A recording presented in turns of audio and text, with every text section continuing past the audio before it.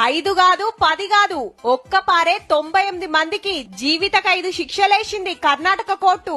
అంటే బతికినంత కాలం జైలుండాల్సిందే. గంత పెద్ద తప్పేం చేసిండ్రు అంటారా?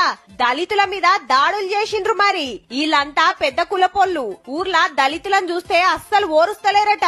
ఓ సినిమా టాకీస్ కాడ ఉట్టిన పంచాది ఇంత పెద్దగా అయింది. ఇగేముంది, బీపీ పెంచుకొని గుడిసెలకు నిప్పు పెట్టిరట పుణ్యాత్ములు.